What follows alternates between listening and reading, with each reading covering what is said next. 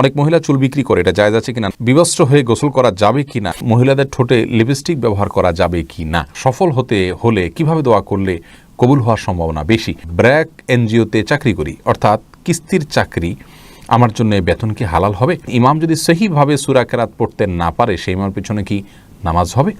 শাড়ি পরে নামাজ হবে না, কথাটা কতটুকু সত্য? দায় রাখা কি পুরুষের জন্য বাধ্যতামূলক? স্বামী চাইলে বউ একাকী অবস্থায় টিপ দিতে পারবে কি না? অজু অবস্থায় বাচ্চাকে দুধ পান করালে কি অজু ভেঙে যাবে? মরণোত্তর চক্ষুদান কিংবা অন্য কোনো অঙ্গদান জায়েজ আছে কিনা? ঋণগ্রস্ত হয়ে ঋণ পরিশোধ না করে কি আত্মীয় স্বজনকে সাহায্য করা যাবে? খেলার সামগ্রী বিক্রয় করা যাবে কিনা? রোজা অবস্থায় ঠোঁটে ভেজলিন দেওয়া যাবে কিনা? কোরআন কারীম ভুল পড়লে কি গুনাহ হবে? মেয়েদের জামাতে নাকি ব্যক্তিগতভাবে নামাজ আদায় করা উত্তম? কোনো দাবি আদায়ের জন্য কি রাস্তায় নেমে আন্দোলন করা যাবে? মহারণার টাকা যদি কিছু বাকি রাখা হয়, পরে তা পরিশোধ করার ইচ্ছা থাকে, তাহলে কি সেটা জায়েজ হবে? চাকরিতে কাজের ক্ষেত্রে মিথ্যা কথা বলা যাবে? বড় ভাইয়ের আগে বিয়ে করা যাবে কিনা? স্বামী বারবার অনুরোধে চুল কালো করা যাবে কিনা? হেয়ার রিপ্লেসমেন্ট করা যাবে কিনা? আপনি অবশ্যই যেই দেখছেন এই পোস্টটা, অবশ্যই আপনি এটা শেয়ার করুন। আর দেরি না করে আমরা তাহলে শুরু করছি মূল পর্ব আমাদের প্রশ্নোত্তরের। আশিক রনি, আপনি জানতে চেয়েছেন মহিলাদের ঠোঁটে লিপস্টিক ব্যবহার করা যাবে কি না। দেখুন, মহিলাদের ঠোঁটে যদি লিপস্টিক ব্যবহার করা হয় এবং সেটা সৌন্দর্যের জন্য করা হয়, নিজের স্বামী শুধুমাত্র দেখেন, বাহিরে প্রদর্শিত না হয়, তাহলে সেক্ষেত্রে অসুবিধা নেই। কিন্তু যদি এমন হয় যে সেটা অন্যদের মধ্যে প্রদর্শন করা হয় এবং অন্যরা দেখে, তাহলে সেক্ষেত্রে সেটি নিষিদ্ধের আওতায় পড়বে। মুন্না, আপনি জানতে চেয়েছেন হেয়ার রিপ্লেসমেন্ট করা যাবে কি না। হেয়ার রিপ্লেসমেন্ট কেন করবেন, এটা নির্ভর করবে উদ্দেশ্যের উপর। একটু আগে যেটি বলেছি, যদি এমন হয় যে ক্যান্সারের কারণে কোনো মেয়ে মানুষের চুল পড়ে গেছে, দৃষ্টিকটু হচ্ছে, দেখতে অসুবিধা মানে খারাপ দেখা যাচ্ছে, তাহলে সেক্ষেত্রে তার জন্য এটি জায়েজ হতে পারে। এছাড়া সাধারণ অবস্থাতে এটা জায়েজ নাই, অর্থাৎ একান্ত বাধ্য না হলে, নিরুপায় না হলে এরকম করা জায়েজ হবে না। স্বামী বারবার অনুরোধে চুল কালো করা যাবে কিনা, লুৎফুল করিম জানতে চেয়েছেন।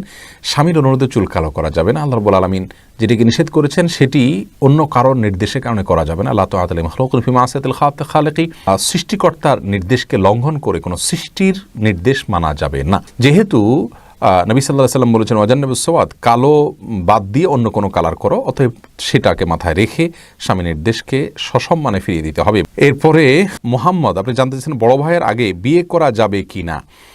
জি বড় ভাই মোহাম্মদ, অবশ্যই বিয়ে করা যাবে। আমাদের সমাজে অনেকে মনে করেন যে বড় ভাইয়ের আগে, বড় বোনের আগে ছোট বোনকে বিয়ে দেওয়া যাবে না, বড় ভাইয়ের আগে ছোট ভাই বিয়ে করতে পারবে না। এগুলো সবগুলো আমাদের মন গড়া কথাবার্তা। ইসলামী শরীয়তের কোনো ভ্যালু নেই। যার যখন বিয়ের সামর্থ্য হবে তিনি তখন বিয়ে করতে পারবেন না। এমডি এসইও পলাশ জানতে চেয়েছেন চাকরিতে কাজের ক্ষেত্রে মিথ্যা কথা বলা যাবে কিনা। না ভাই, মিথ্যা কথা কেন বলবেন? কোনো অবস্থাতে মিথ্যা কথা বলা জায়েজ নাই। সর্বাবস্থায় মিথ্যাকে আল্লাহ হারাম করেছেন। যে বেশি বেশি মিথ্যা কথা বলে তার নাম আল্লাহর কাছে মিথ্যুক হিসাবে লেখা থাকে। যে চাকরিতে মিথ্যা বলতে আপনি বাধ্য, সে চাকরি ছেড়ে বিকল্প চিন্তা আপনাকে করতে হবে। এসএম আতিকুল ইসলাম জানাচ্ছেন মহারণার টাকা যদি কিছু বাকি রাখা হয়, পরে তা পরিশোধ করার ইচ্ছা থাকে, তাহলে কি সেটা জায়েজ হবে? হ্যাঁ, জায়েজ হবে, কোনো অসুবিধা নেই। যদি ইচ্ছা থাকে এবং সদিচ্ছা থাকে এবং তিনি সিরিয়াসলি যদি চেষ্টা করেন, বিয়ে হয়ে যাবে এবং এর কারণেই কোনো গুনাহগার তিনি হবেন না। মুরসালিন সরকার জানতেছেন কোনো দাবি আদায়ের জন্য কি রাস্তায় নেমে আন্দোলন করা যাবে। রাস্তায় নেমে আন্দোলন করাতে যদি কারোর কোনো ক্ষতি না হয়, কারোর দোকানপাট ভাঙচুর হলো না, পথচারীর চলাচল অসুবিধা হলো না, তাহলে এই সমস্ত শর্তগুলো সাপেক্ষে সেটি জায়েজ হবে ইনশাআল্লাহ বিইذনিল্লাহ। মেয়েদের জামাতে নাকি ব্যক্তিগতভাবে নামাজ আদায় করা উত্তম। শেলি চৌধুরী জানতে চেয়েছেন একাকী নামাজ পড়া মেয়েদের জন্য উত্তম। কোনো কারণে মেয়েরা নিজেরা অথবা বাসায় তারা যদি এই জামাতের সাথে নামাজ আদায় করেন, সেটাও জায়েজ রয়েছে। বিবস্ত্র হয়ে গোসল করা যাবে কি না, এমডি বিলাল মোল্লা জানতে চেয়েছেন। না ভাই, বিবস্ত্র হয়ে গোসল করা উচিত না। একজন মুসলিমের জন্য বিবস্ত্র হয়ে গোসল করা এটা নির্লজ্জতা। আর কেউ দেখুক আর না দেখুক, আল্লাহ রাব্বুল আলামিন তাকে দেখছেন। জাস্ট এই বিষয়টিকে মাথায় রেখে অন্তত তার বিবস্ত্র হয়ে গোসল করা থেকে বেঁচে থাকা উচিত। সালমা, আপনি জানতে চাচ্ছেন কোরআন কারীম ভুল পড়লে কি গুনাহ হবে। যদি অনিচ্ছাকৃত হয়, না জেনে হয়ে যায়, ইনশাআল্লাহর ফলে গুনাহ হবে না, কিন্তু শুদ্ধ পড়ার জন্য তার চেষ্টাটা থাকতে হবে। আপনি আইডি থেকে জানতে চাচ্ছেন রোজা অবস্থায় ঠোঁটে ভেজলিন দেওয়া যাবে কিনা। যদি ঠোঁট ফেটে আপনার জন্য কষ্টের কারণ হয় তাহলে দিতে পারেন, তবে খুব বেশি দিবেন না যে থুতুর সাথে এটা পেটে যায়। হালকা শুধুমাত্র প্রলেপ দিতে পারেন যদি ঠোঁট ফেটে যায় বা কষ্ট হয় সেক্ষেত্রে। আর যেহেতু এটা পেটে যেতে পারে এই আশঙ্কা আছে, সেজন্য একান্ত প্রয়োজন না হলে না দেয়াই উচিত এবং উত্তম। তারপরে এমডি জামান জানতে চেয়েছেন খেলার সামগ্রী বিক্রয় করা যাবে কিনা। অসুবিধার কোনো কিছু দেখছি না খেলার সামগ্রী বিক্রি করাতে। কারণ খেলাটা আমরা সাধারণত শারীরিক কসরত রয়েছে এরকম খেলা আইটেম যদি হয় তাহলে কোনো অসুবিধা নেই, কারণ সেগুলো ইসলাম শরীয়তের দৃষ্টিকোণ থেকে সরাসরি সবসময় হারাম নয়। রাফিয়া সুমাইয়া অনামিকা জানতে চেয়েছেন, ঋণগ্রস্ত হয়ে ঋণ পরিশোধ না করে কি আত্মীয় স্বজনকে সাহায্য করা যাবে? ঋণটা যদি সিস্টেমিক্যাল ঋণ হয়, যেটা আপনি কিস্তিতে পরিশোধ করছেন, পাওনাদারের কোনো প্রেশার নাই, তাহলে সেক্ষেত্রে সে ঋণ থাকা অবস্থায় আপনি দান সদকা করতে পারেন, কিন্তু অবশ্যই ঋণ পরিশোধ করা সদকা করার চাইতে উত্তম এবং ভালো। ফয়সাল আল ফাহাদ জানতে চেয়েছেন, মরণোত্তর চক্ষুদান কিংবা অন্য কোনো অঙ্গদান জায়েজ আছে কিনা? এটা ফ্যাশনে পরিণত হয়েছে আজকাল। একান্ত প্রয়োজন হলে কোনো ব্যক্তির জন্য কেউ দিতে পারেন, কিন্তু ফ্যাশন বানিয়ে নেওয়া এবং এটা মরে গেলে তো পচে গলে যাবে, লাভ কি, তার সাথে আমি দিয়ে যাই, এরকম দৃষ্টিভঙ্গি এটা হলো লাদিনী বা নাস্তিক কোবাদ এর যে চিন্তা, সেই চিন্তা থেকে এই দৃষ্টিভঙ্গি আসে। সেই দৃষ্টিকোণ থেকে গণহারে এটি দেওয়া যাবে না এভাবে।